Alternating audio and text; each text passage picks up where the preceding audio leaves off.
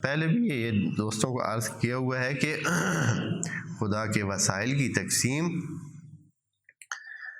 مختلف حوالوں سے مختلف ہے، مختلف چیزیں مختلف لوگوں کو دی گئی ہیں، سب کے پاس سب چیزیں نہیں ہیں، سب کے پاس سب چیزیں نہیں ہیں۔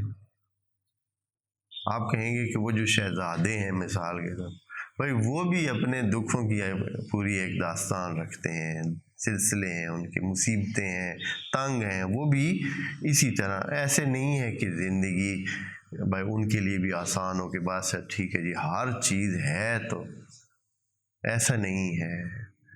اور یہ اس وقت تک انسان اس کو سمجھ بھی نہیں سکتا جب تک کہ اس قسم کی زندگی کے قریب کوئی نہ جائے۔ اگر کوئی قریب ان کے جائے تو دیکھے کہ وہ ان کی زندگی میں تلخیاں عوام کی زندگی سے بہت زیادہ ہیں، دوسرے لوگوں کی زندگی سے زیادہ تلخ ہے ان کی زندگی۔ یہ قریب جانے سے پتہ چل سکتا ہے، ایسے نہیں کہ دور سے ہی بندہ صرف یہ دیکھ کر کے اوپر سے۔ وہ لوگ ان میں سے کتنے ہوں گے وہ چاہیں گے کہ وہ زندگی ان کو نصیب ہو جائے جو ان کی ہے۔ ہاں،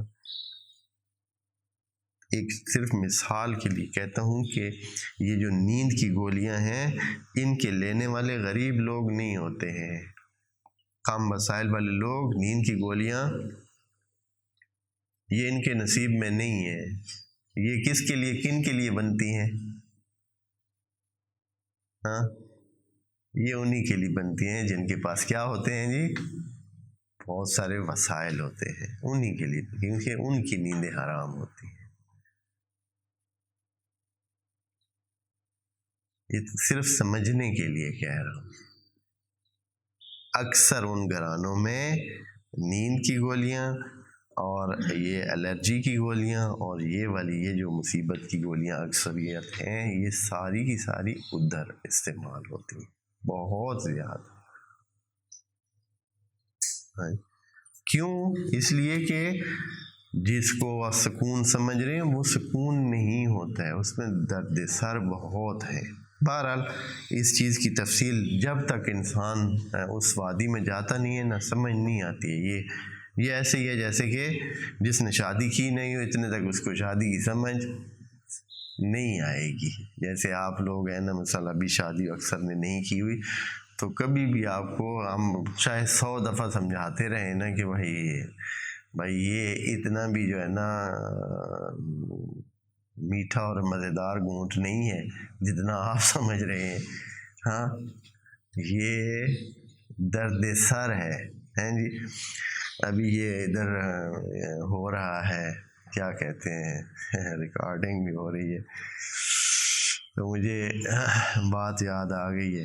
ہمارے جماعتی تھے لڑکے، شرارتی ہوتے ہیں ایسے 6، 7، 8ویں ان کلاسوں میں باتیں بہت، تو بس بہت زیادہ ہی شریر لڑکے ہوتے ہیں۔ وہ ایک لڑکا دوسرے کو کہتا تھا، کبھی کبھی کہتا تو تار کیا آج تینڈا ابا پھر تینڈی امی نو گالی میں کڑیں دے راتی مسیتی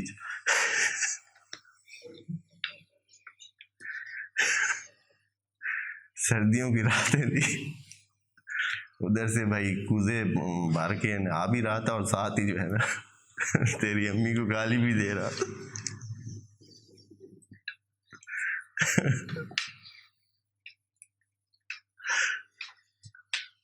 تو